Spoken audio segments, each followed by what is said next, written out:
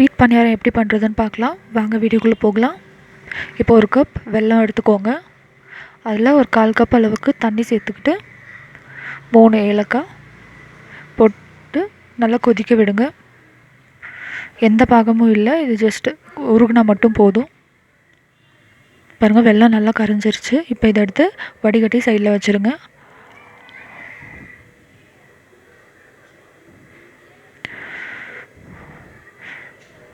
இது ஒரு பக்கம் ஆறட்டும். இன்னொரு பக்கம் வந்துட்டு ஒரு பவுலில் 1 கப் அரிசி மாவு, 1/2 கப் அளவுக்கு மைதா, 1/4 டீஸ்பூன் அளவுக்கு பேக்கிங் சோடா, ஒரு 2 பிஞ்ச் அளவுக்கு உப்பு சேர்த்துட்டு ஒரு தடவை நல்லா கலந்து விட்டுருங்க. செஞ்சு வச்சுருக்கிற பாகத்தையும் இதில் ஊற்றிக்கோங்க. வெள்ளை பாகத்தையும் ஊற்றிட்டு நல்லா கலந்து விட்டுக்கோங்க. அதுக்கப்புறமா தேவையான தண்ணி சேர்த்துக்கிட்டு இது நல்லா இட்லி மாவு பதத்துக்கு வந்துட்டு கரைச்சி எடுத்துக்கோங்க.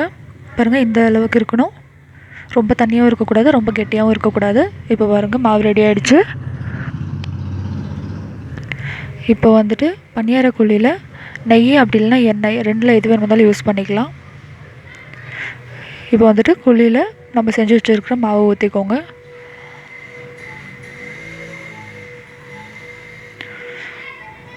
நல்லா மீடியம் ஃப்ளேமில் நல்லா வேக வைங்க.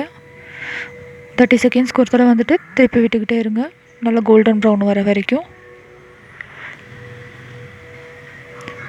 பாருங்கள், நல்லா கோல்டன் ப்ரௌன் கலர் சேஞ்ச் ஆகிருக்கு. இந்த ஸ்டேஜில் வந்துட்டு நம்ம ஒரு 30 செகண்ட் பின்னாடியும் வேக வச்சுட்டு எடுத்துடலாம். அவ்வளோதாங்க, ஆயிடுச்சு. இன்ஸ்டண்ட்டாக ஸ்வீட் பணியாரம். ட்ரை பண்ணி பார்த்துட்டு எப்படி இருக்குன்னு சொல்லுங்கள்.